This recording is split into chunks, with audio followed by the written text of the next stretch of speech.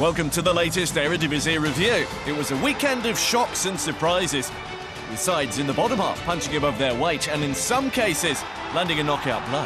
Leaders PSV didn't always manage to block out the noise, nor did Feyenoord in their derby with Sparta. Along with Ajax, they were also warming up for a week of European playoff action. We kick off in Almelo with the only two teams still unbeaten in 2025. Heracles and Go Ahead Eagles are two similar-sized clubs, but this season they've very different objectives. The hosts began just a point above the bottom three.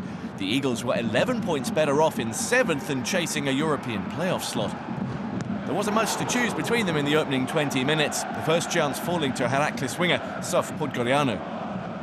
Both progressed to the Cup semi-finals in midweek.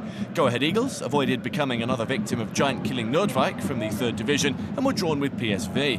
Heracles picked up arguably the result of their season by knocking out Utrecht, who are flying high. They'll now face AZ in the last 4. The luck wasn't with them so far though. Podgorianu going close again, but Jari de Busa foiled him along with the post.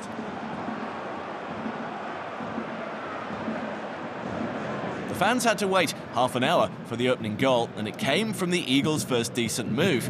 A first strike in the Eredivisie for the visitors' Belgian midfielder Mathis Soure. He was making just his second start, and a first in more than 5 months. Coach Paul Simonis picked him up from 2nd Division Dordrecht in the summer, and he'd already opened his account, scoring in the previous 2 cup games. Heracles boss Owen van der Looy didn't enjoy it as much. It was laid on by the Eredivisie's assist king, Oliver Antman, the 9th time the Finn has provided an assist from open play this season.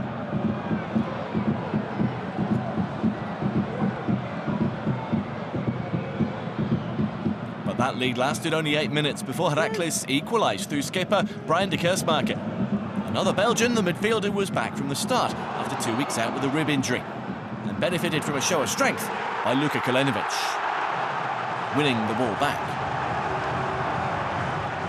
If he'd had his way, he might not even have been on the pitch. Danish side Midtjylland wanted to do a deal on transfer deadline day, but Heracles didn't want to sell. This was his first goal in 3 months, and it made things all square at the break.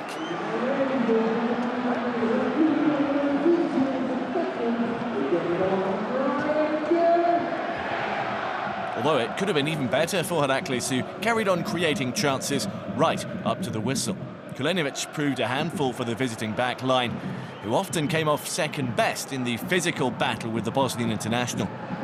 Here, he, Podgorianu and Thomas Bruns set up Sem Skerperman, who was blocked off in the nick of time.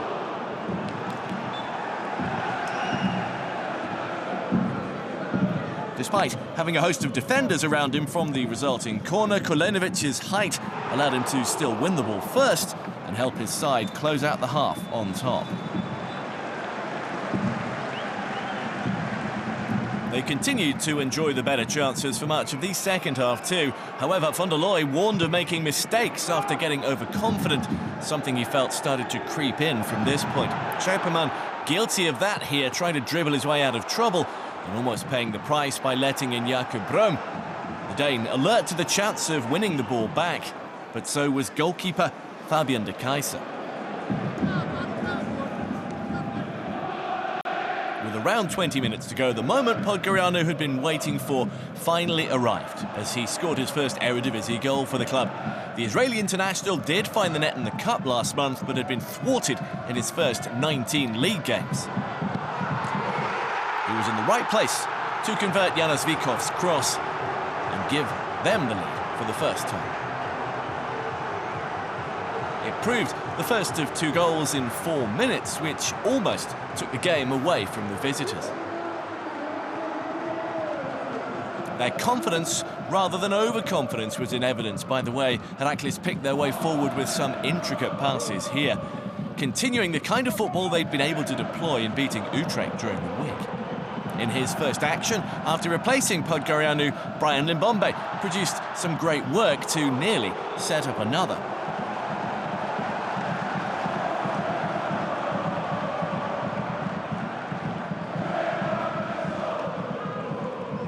Instead, his target Kulenovic was the one turning provider with a deft flick as Damon Mirani scored for the first time since late September. Simonis said that his side were outdone in every department, too sloppy in their passing. Herakles were more eager and aggressive. He called it a wake-up call. However, an impressive effort from Brome, their top scorer, threatened to make the closing stages very nervy as he found the corner from outside the box. The winger's 8th goal of the season, and 4 of them have come since the turn of the year. The home defence punished for backing off too much. Rather than stun Herakles, though, that just seemed to make them angry. And a mere 50 seconds later, they'd restored the 2-goal advantage through their own top scorer, Kulenovic. The Eagles losing the ball cheaply and being hit on the break again. His 8th league goal was also a 3rd in the last 4 games. They ended a brilliant week in 14th place and extended their unbeaten run to 9 matches, halting their opponent's own streak of the same length in the process. But a new test comes when they visit Ajax this coming weekend. Go Ahead Eagles will host Sparta Rotterdam.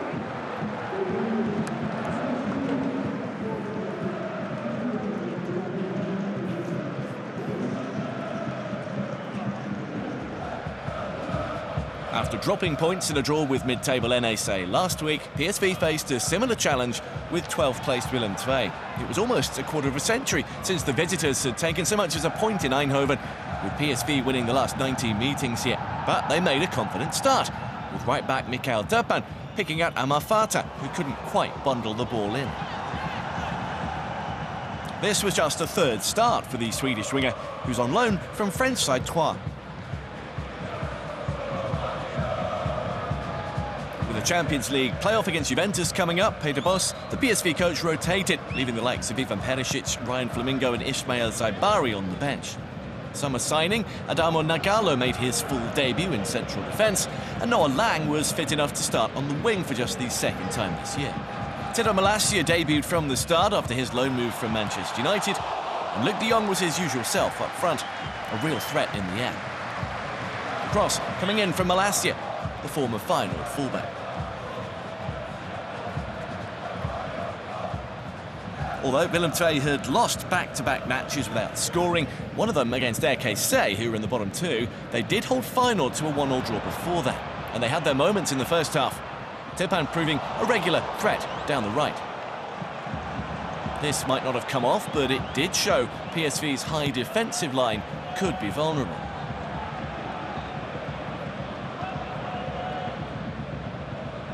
They also had their moments of wastefulness when a lack of concentration could have cost them.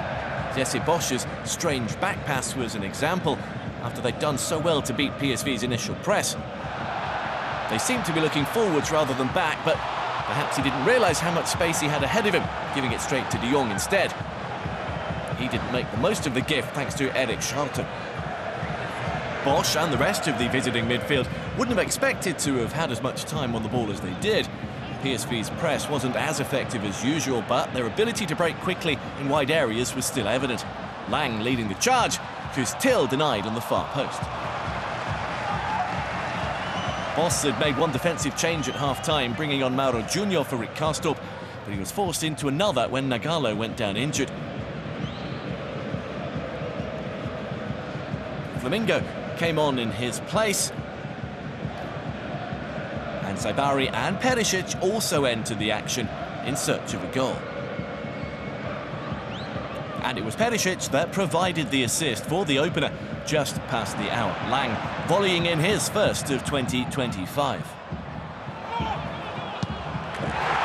He said afterwards the shushing gesture was aimed at some of the home fans who whistled and had been critical of the team when they lost the ball or didn't play well. Not just in this game, but over the past few weeks at home too. He felt the players deserve more credit and support than they've been getting. The negativity, he said, has been counterproductive.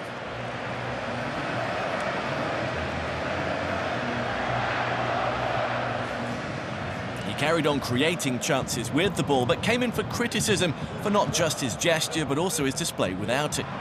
The second goal would probably have been enough for the league leaders, but Willem II defended their box well, limiting space. Their coach Peter Mas said they came in confident that they could pick up points against the best in the division, despite a tricky start to the year. Finding chances of their own proved difficult, though. They had to rely on their keeper, Thomas Didion Erdl, to keep them in it, with an agile performance which included this eye-catching save from Lang.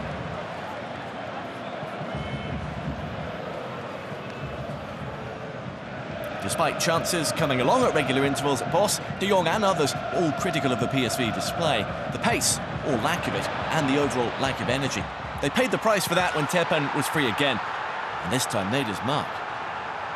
His coach had encouraged him to stay high, and he easily got away from teenage debutant Vessel Kuhn, who'd just come on. The result, first league goal in 4 years. A great ball from Dennis Kaigin to pick him out too. A young midfielder who joined them on loan from Rapid Vienna last month.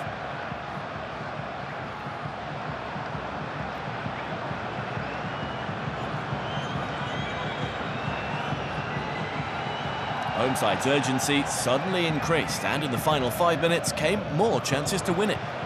Perisic stung the gloves of Willem II's French keeper, before Schouten, his own defender, gave him some trouble too.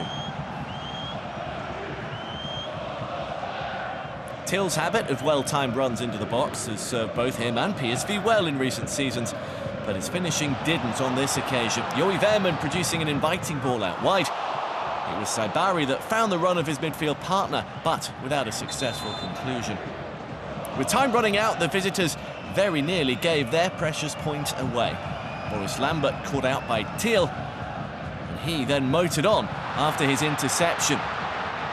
De Jong finding him again, but he then only found the stands. No deflection from the defender.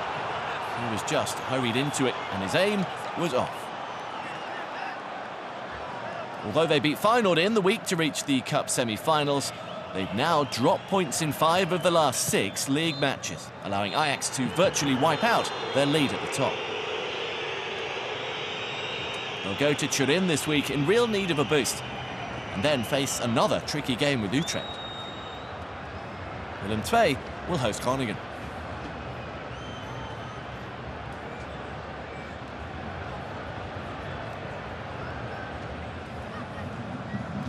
The Northerners were at home to NAC this week and were also immediately on the front foot, winning a corner inside 30 seconds. From which they then scored the opening goal. A milestone for 21-year-old defender Wouter Prince, his first in senior football. He seemed as surprised as anyone that the ball had reached him.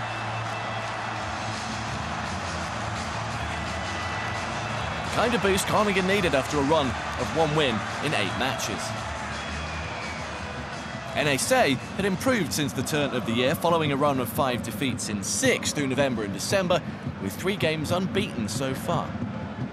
But they still found themselves 2-0 down after half an hour, when another good run from Luciano Valente ended with Tom van Bergen sliding in to connect.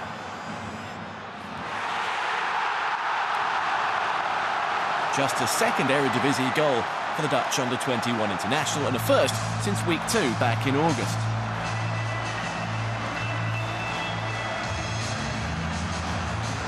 It needed a VAR check to confirm that it should stand.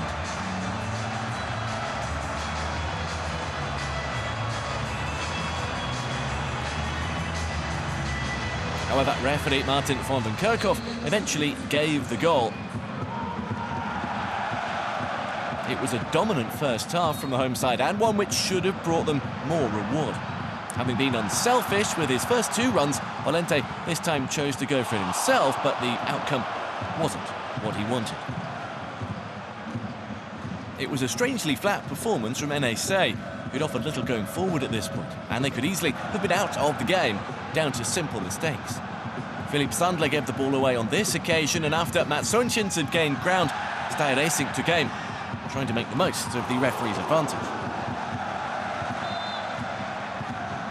However, their comfortable position in the game was seriously threatened by red cards soon afterwards. Tijmen Blokzaal adjudged to have brought down Sami Waisa. The referee seemed inclined to let it go initially. He was then called over to check again by the VAR. Despite it seeming like the NSA winger was on his way down already, Holden Kirchhoff chose to rethink his initial assessment and send Blocksheil off. The first red card of the 19-year-old's short career so far, although it was then rescinded on Monday. Plenty of time left in the game, though, for Royer Meyer's men to try take advantage of the extra man. There was no double punishment from the free kick as Vito von Kroy fired it wide. And no immediate change from NSA, who kept the same 11 on the field a little while longer. Groningen did introduce another defender, their club captain Leandro Bacuna, and then, midway through the second period, the visitors struck back, setting up a tense final half hour. Overlapping Calvin Verdonk down the left, providing the assist, and Von Kroy the finish. Although, again, another VAR check was needed once the celebration had died down. The question centred around whether Koki Ogawa was offside, and if so, was he interfering with play and blocking the keeper's view? The answer ultimately was no, and NSA had something to build on. They'd come back from 3-1 down late on against PSV last week, so this was familiar territory. Brian Linson was the hero on that occasion. Here, the experienced forward remained on the bench throughout. So it was left to Son Johansson with his pace and trickery to try and unlock a deeper lying defence, while Ogawa looked to add to his 7 goals, having found the net in their previous 2 away games.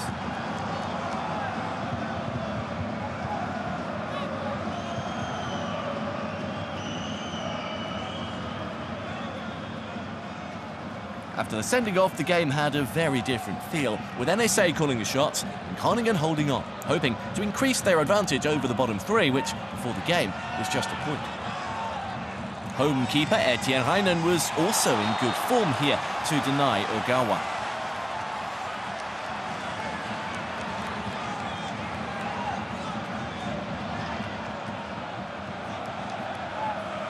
With 4 minutes to go, they thought they'd done it when 2 subs combined. Basha Ernal crossing for Kento Shogai. But the winger had been offside here when the initial ball was floated over to him. Groningen and their supporters could breathe a huge sigh of relief. They could have also added a third in stoppage time when Tico de Jonge disrupted an NSA move and scampered on himself. The 21-year-old looked like he might well earn himself the first senior goal, but as with much of the second half, the keepers came out on top. Robin Roofs denying the midfielder as Blocksheil watched on from the tunnel.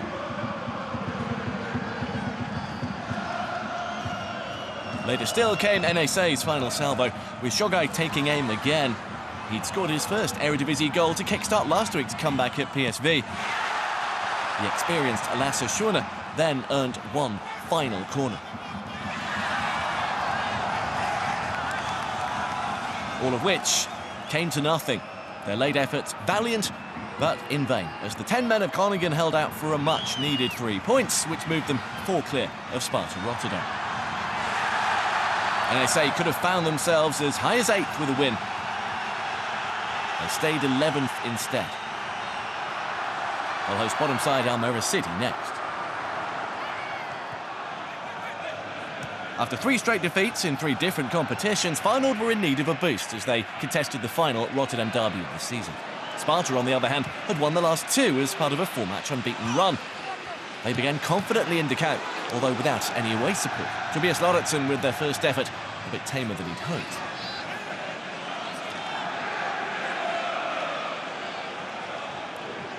The hosts' midweek cup loss to PSV was the 8th defeat of the season under Brian Prisk, more than in either of their previous 2 campaigns under Arne Slot already, with at least 14 games still to go. They were also looking to avoid going 5 league games without a win for the first time since 2017. The reverse fixture had ended in a 1-1 draw in August, but the last time Sparta managed to avoid defeat in both league games against Feyenoord was in the 1995-96 season. They did do a good job of keeping them at bay for much of the first half. Jakob Modder's effort here the best Feyenoord could manage in the opening half an hour. It came after a sustained and patient passage of play. After a brief sub-appearance in last week's Klassiker defeat at Ajax, Felinski Hartmann returned to start a game for the first time in 10 months, and this was his cross. In the end, Feyenoord needed a penalty to break the deadlock, and it arrived after a handball from Pelle Clement. The midfielder's arms had been in the air as he leapt, and Bart Nieuwkop's header struck the left one. Referee Serdar Husabiak was called to the screen to make sure, but once he'd seen it, he decided to award the spot kick.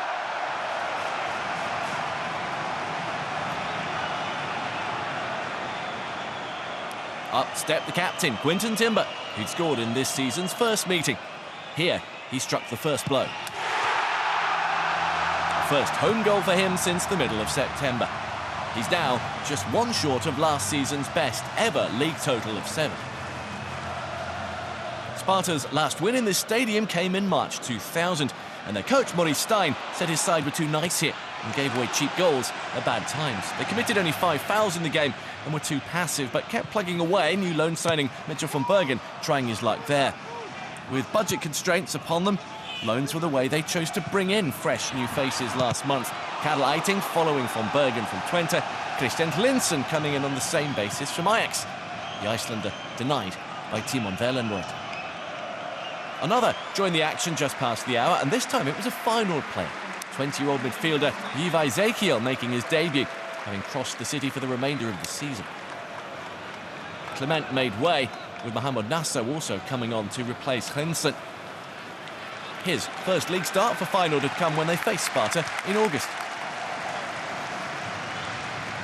And while the score remained just 1-0, the visitors were very much in the game, although the cutting edge that they needed was lacking. Van Bergen has been signed for his pace and ability to provide assists rather than his goals. The last one of those came in April 2021. That didn't stop him continuing to try, though.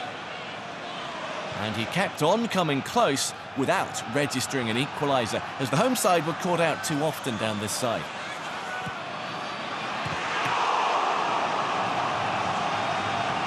With Sparta falling short in the final third, for a while it seemed that one goal might well be enough to ease the pressure that was building on Prisk and reignite their push for third place.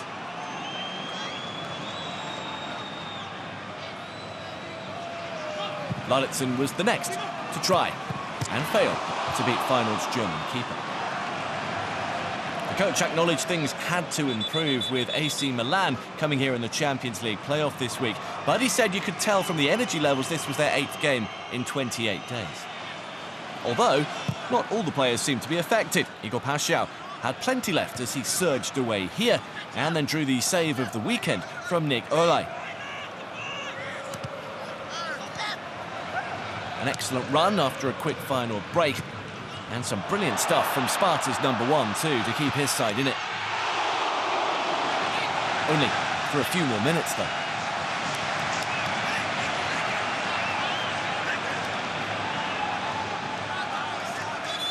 He found himself beaten the next time a pacey winger ran at him. Here it was Anis Haj Musa returning to the side and making the game safe with 5 minutes to go. The 7th goal for the Algerian international, who was wanted by Lille last month. He'll be key if they are to have a chance of overcoming Milan. And their old striker, Santiago Jimenez, who made the move to Italy last month.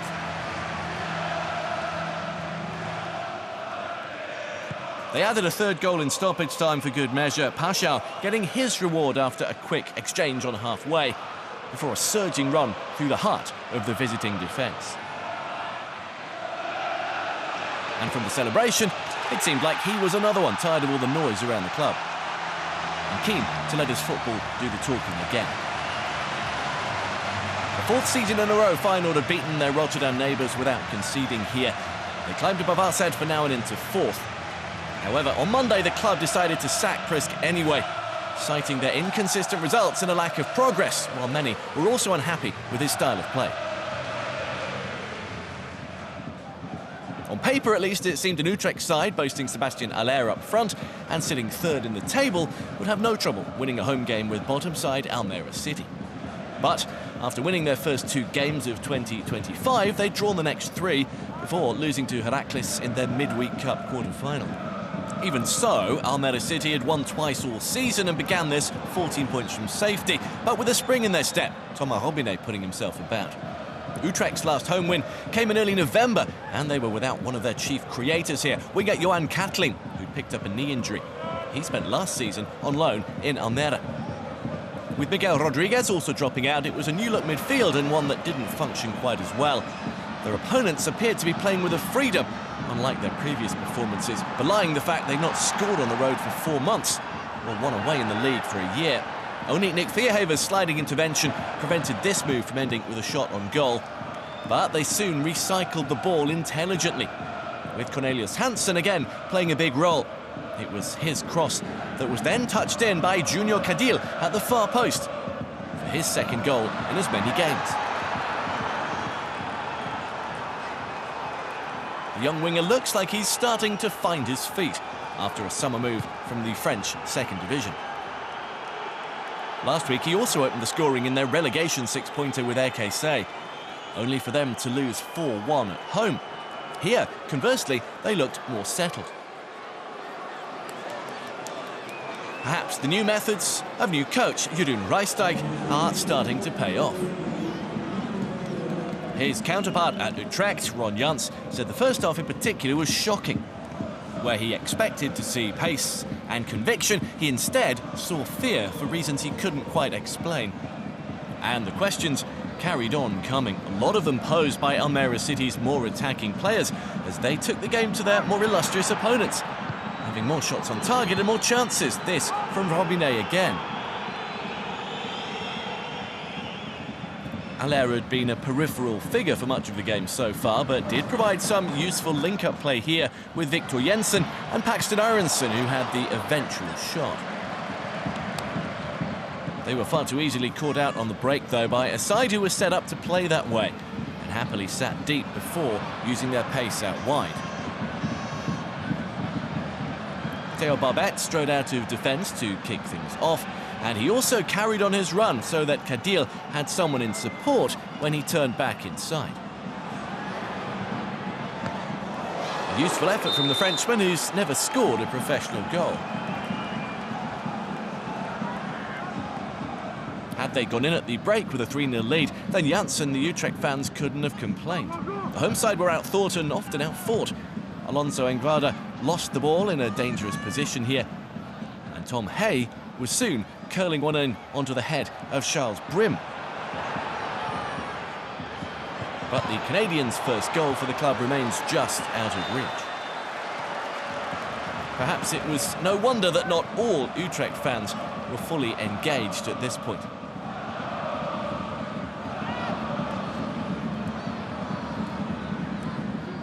Jans introduced Adrian Blake for Engranda at half-time, and things did improve, but not immediately.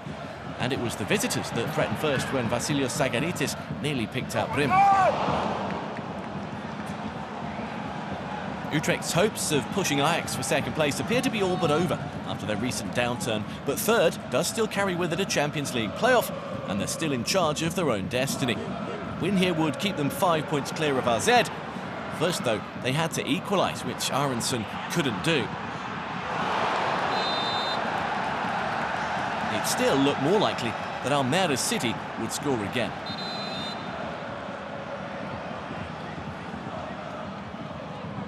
And they nearly did. Cadil putting the ball back in, Robinet flicking it past the post.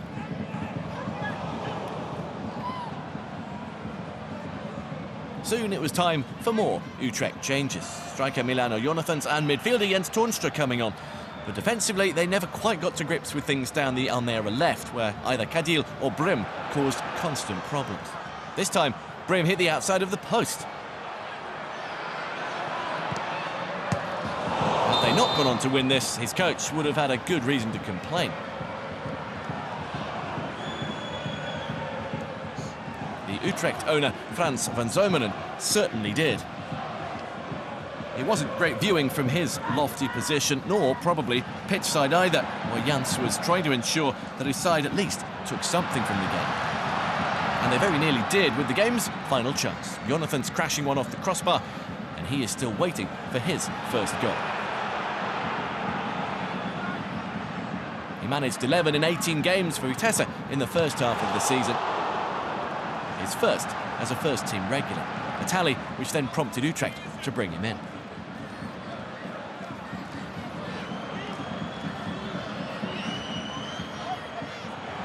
But it was Reichstag celebrating at the end. His side closed to within a point of RKC above them, who were yet to play. Utrecht stalled on 42 points, 6 behind Ajax and 9 off PSV. Crucially, AZ behind them could now close the gap to just 2 points should they win.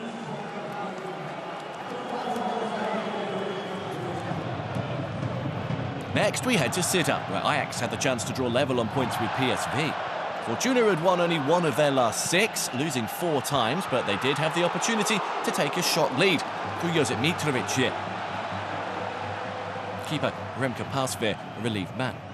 The visitors had one of the most enviable records against Fortuna Sittard, unbeaten in the last 16 league meetings, scoring 55 times and conceding just 8. Their first sight of goal fell to Bertrand Traoré. Ajax had won their last 5 league games and were coming off the back of a Klassiker victory at home to Feyenoord, in which Brian Brobby had scored his second goal of the season. It's not been an easy campaign so far for the number 9, but again he started ahead of Wout Weghorst and was soon into the action, testing out keeper Luc Koopmans. Coach Francesco Farioli did have to make a change and chose 16-year-old left-back Joti Mokio as replacement for Jodel Hato, making him the club's second youngest ever starter in the Eredivisie after Clarence Seedorf. At the other end, Robbie carried on creating and was caught by Ryan Fosso to win a free kick. Steven Berghaus took on the job, but the impact of his shot was lessened by him losing his footing. The pitch here had been in a bad way all winter, but it proved particularly testing for both sides in this one. Fortuna coach Danny Baus called it unacceptable and said he's spoken at length to the club about it. It made for a patchy game with both sides having to adapt, which in turn led to frustration for many. Kenneth Taylor taking his out on Edouard Michou, conceding this unnecessary free kick which almost led to trouble. A well-worked routine saw Mitrovic go close again. They'd soon have another free kick to reckon with, and a high boot from Brobby brought about a set piece. Mitrovic had scored in their first home game of the season against Almere City and their last one here against Pek Zwolle. This time Alilovic himself had a go, an effort which did need turning over.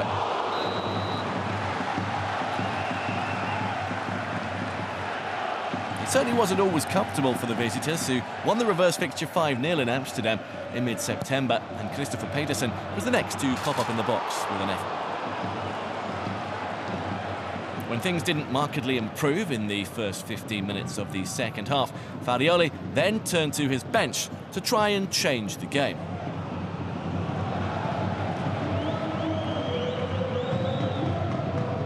Davy Klaassen had already replaced Jordan Henderson at the break, but after Anton Kai's effort, the coach made this double switch. Weghorst replacing Brobby, while there was a debut for new winger Oliver Edvardsen, signed from Go Ahead Eagles. He did 8 goals in 14 appearances in the first half of the season. His first actions were defensive ones as Fortuna looked to make the most of another set piece. Sib van Ottela nearly did. The central defender's not known for moments like this. He's only ever scored 1 goal, but this would have grabbed some of the spotlight.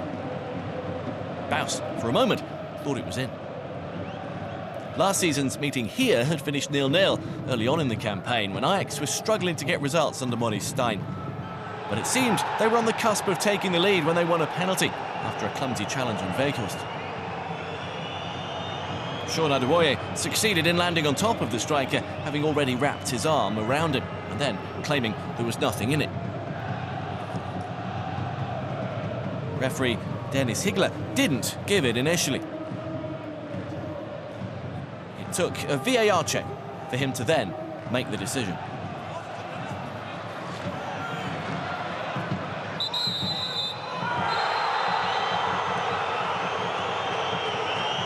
The But then followed a little bit of the dark arts as Weghorst spotted Kortmann's roughing up the penalty spot, which was already not in great shape.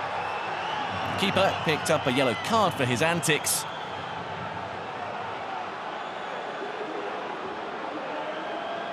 Although it did help his side, albeit only temporarily. Berghaus strode up but put his effort within Kortmann's range, only for Weghorst to follow up anyway. Berghaus said the state of the pitch made him change his technique as he was worried he'd slip over. His teammate sensibly remained behind him so as not to be offside when the ball was headed on.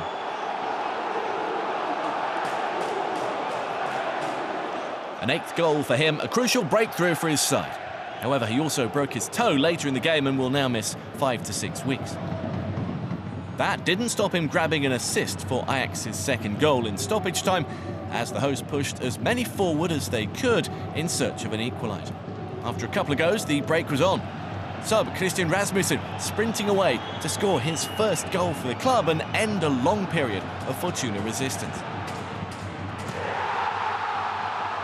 Baus had largely got his spoiling tactics spot on, but Ajax's opportunism and quality was just enough in the end. Now attention turns to the first leg of their Europa League playoff against Union Saint-Gilloise of Belgium. They'll go into that as the Eredivisie leaders for the first time since November 2022. The next league outing will be at home to Heracles. It's 4 defeats in 5 for the home side, who've still kept a hold of 8th place, but that is actually just 6 points above the bottom 3.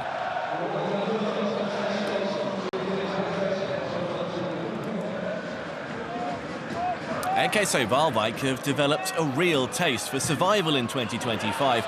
Only Ajax had got the better of them so far, and they'd won their previous 2 games against Willem II and Almere City with something to spare. The club stuck with coach Henk Fraser when they lost 9 of their opening 10 matches, and the faith and stability now seem to be paying off.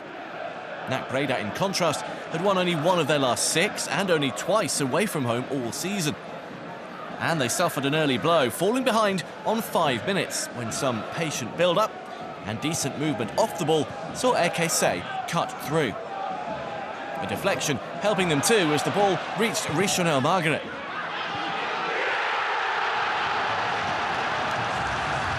A 6th goal of the season for the Ajax Academy graduate. Very well taken. The overlapping Faisal Al-Maziani providing the cross.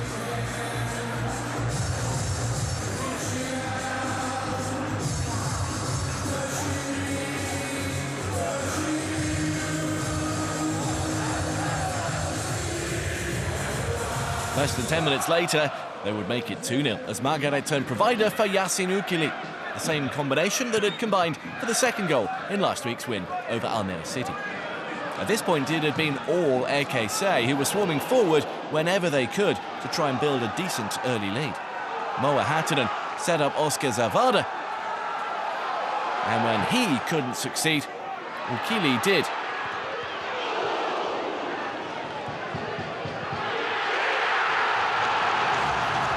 Fourth goal for the Moroccan midfielder. NAC Breda in disarray at the back.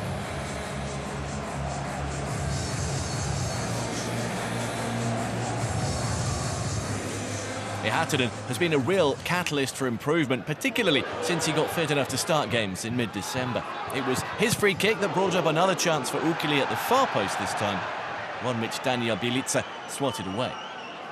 After an impressive season so far, the run of 1 win in 6 has given fans a bit of a reality check. Not that their pragmatic coach Karl Hufkens ever let himself get carried away. They struggled to contain Hatterden on the right though, who's contributed 3 goals himself, but it's his passing and vision which has given them a greater range of attacking options. This was his second assist for Zavada, the captain making it 10 goals for the season in all competitions. Only the second time in his career that he's hit double figures.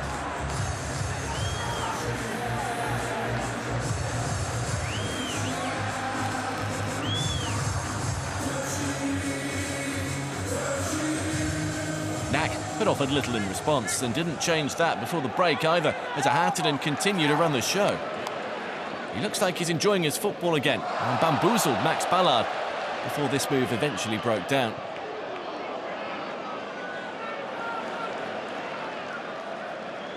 NAC had won 4-1 when the sides met in Breda in October, but even in the second half they struggled to gain a foothold, and the confident nature of the home side's display meant they remained in control. Not every chance was a great one, but it was mostly great to watch, even if the overhead effort which ended here never looked likely to go in.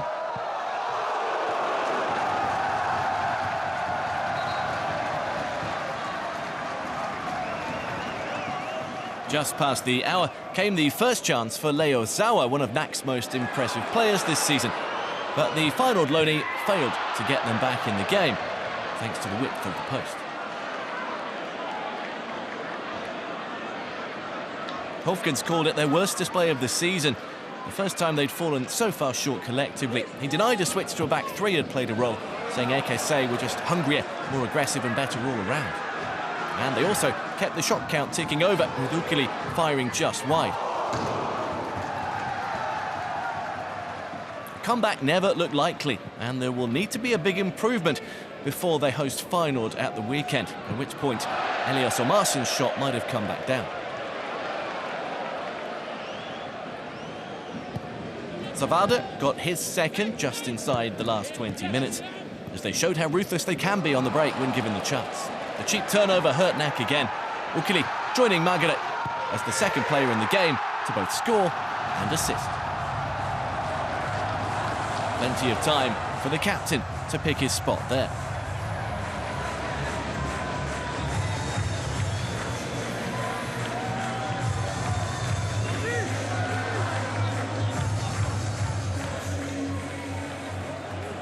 It was the first time this year NAC had failed to find the net, and they could easily have let in more than they did.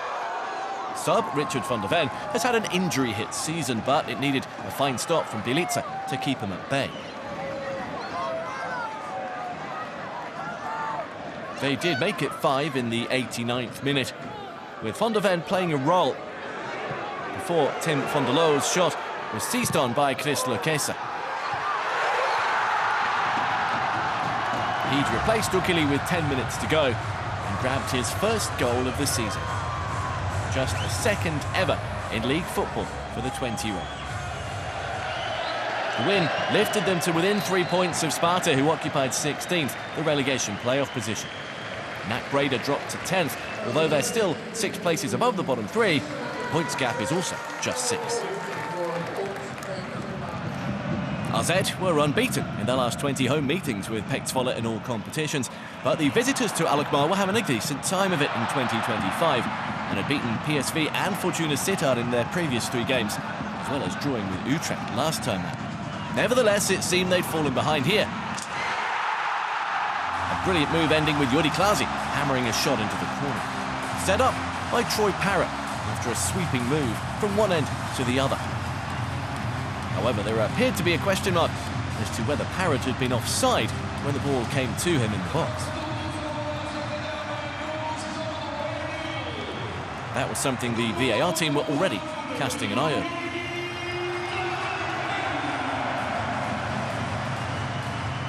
And unfortunately for Klaasie, his first goal of the season would not be allowed to stand. It was tight, but his Irish teammate was just a fraction offside.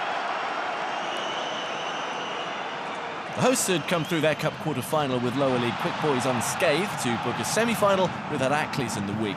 And this had been an unchanged lineup before Jaden Adai injured his ankle early on and was replaced by Ernest Porcu. They rarely came under threat from a Zwolle side that had had a full week to prepare. This as dangerous as they got when Dylan Mbayo progressed before finding Dylan Venter. He'd scored in the previous meeting back in September, but here he had to settle for a corner. Then, 5 minutes before the break, AZ struck. David Molovov tried again with a move that he attempted in last week's win over Willem II. On that occasion, the Norwegian left-back had struck the post. Here, it worked out better for him, as the shot, with his weaker right foot, found the corner.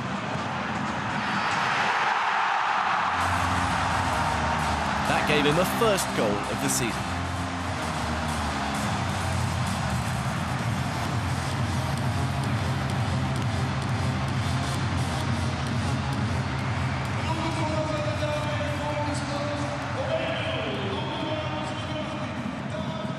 10 minutes into the second half, they were able to consolidate with another, as Molovov played a key part here too, making the initial break, which Michael Lardo then carried on, the ball eventually bobbling into the path of Parrott. And this time, he was onside. Goal number 16 in all competitions, that's just one shy of his best ever tally, which was set last season at Excelsior. This is already his best in league competition, though, in one campaign. Just past the hour, it seemed things might be getting worse for Zwolle when referee Sander van der Eyck pointed to the spot. Sven Meinen's shot having apparently flicked off the arm of defender Oliver Ertzen, who seemed bemused by the decision. And the replays cast a bit of doubt on it too, so the VAR intervened to get the referee to come and take a look. Once done, the decision was reversed and the visitors still had a slim chance of getting something. They rode their luck in the remainder of the game too. They wouldn't have been able to complain too much if it had ended 3-0. Parrott missing his kick, which also meant Zico Burmester couldn't get there. This result was still good enough for them to go back above Feyenoord and into 4th place, but the Rotterdam side still have a better goal difference. With 15 minutes to go, Molovov went into the book for a shirt pull on Bayo, which prevented him from getting away. And his coach, Martin Martens, saw red for his reaction to the decision.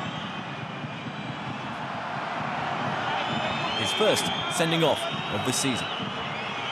Following on from 3 yellows, the RZ boss has actually collected the most cards of any coach so far. He admitted he probably should have used different language in the heat of the moment, but also felt the officials could have handled the situation differently.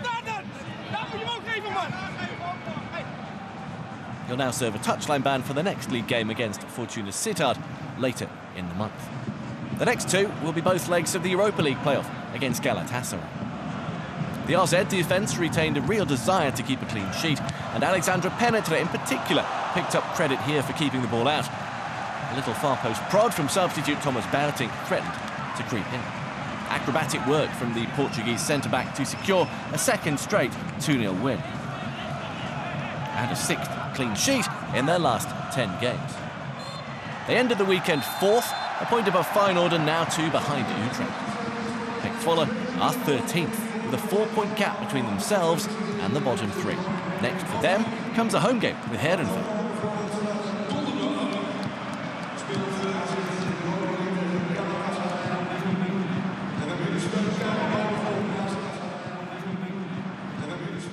We wrap up this week's games with a 6-goal thriller in Heerenveen. It sparked into life early after this poor back pass from Marcus Linde led him down Roorts, who couldn't quite believe his luck. It's been a standout couple of weeks for the winger. He scored the winner against Besiktas, which secured a Europa League playoff, and then signed a new contract till 2027. This one was his 4th goal of the season.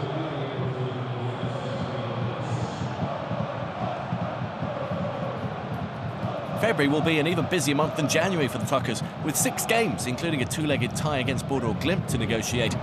Here, they seem to be trying to get the job done early. Seyfala Latayev bursting through and testing out keeper Mickey van der Hart. Still no goal for the Tunisian in 31 appearances this season.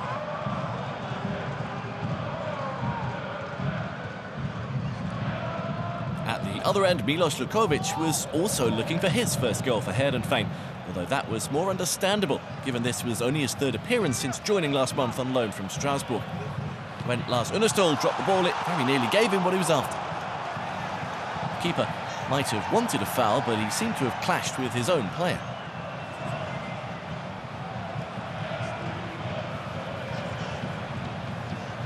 Heerenveen had gone 4 games without a win, losing 3 since last beating Nat Breda away in the first game back after the winter break. And their last home win in the league came against PSV in mid-December. They escaped conceding a penalty, which Twente's Gustav Lagerbielke certainly felt like asking for after some wrestling with Nikolai Horpland.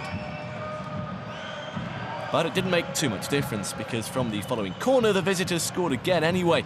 Lagerbielke escaping Horpland's clutches and heading home his first Eredivisie goal for the club.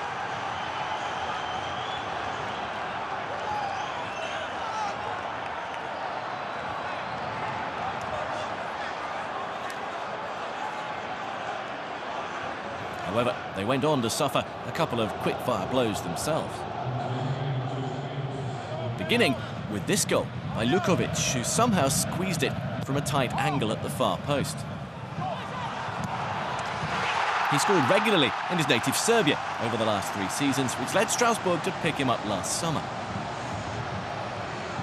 But after managing just 2 substitute appearances in Liga, the 19-year-olds come to Heerenveen in search of regular football.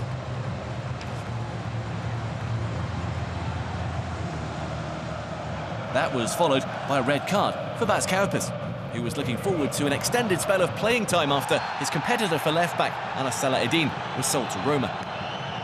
He landed on the foot of Alireza Yambaksh clumsily, but probably a yellow card at most.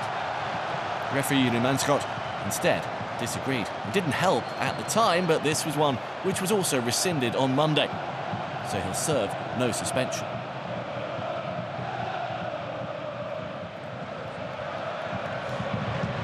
They got to half-time with the lead still intact, but Heerenveen did manage to draw level early in the second half. Espen van Ey's shot took a deflection on the way through, and so it left Unistor flat-footed and unable to react.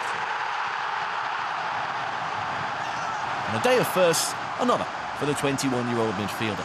Like Lukovic before him, this was a first for the club in the Eredivisie on his 42nd appearance.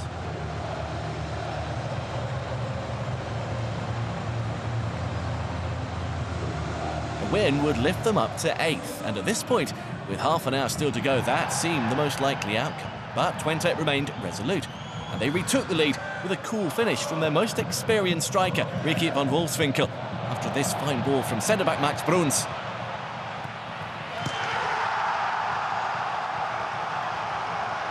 Perfect timing from both players. And a 7th goal for the striker, who's still proving important at the age of 36.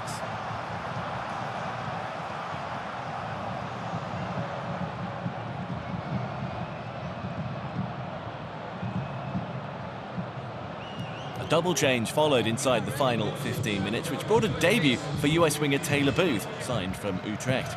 And an ovation from the Heerenveen fans too for their former midfielder, Michel Flapp, born and raised in the area, and now in Twente colours.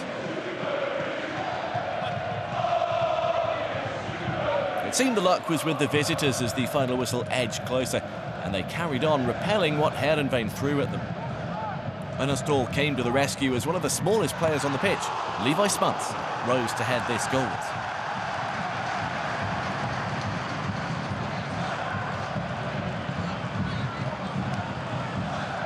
But the Frisians got what they were after in stoppage time, Twente having played an hour with 10 men by this point. Their new hero was 17-year-old sub Eza Herbus, who scored late on for the 2nd game in a row. Last week, it helped earn them a point against Fortuna Sittard. Here, the same. 2 goals from 2 sub-appearances for the Dutch youth international. An opportunist one for sure, but his anticipation was good.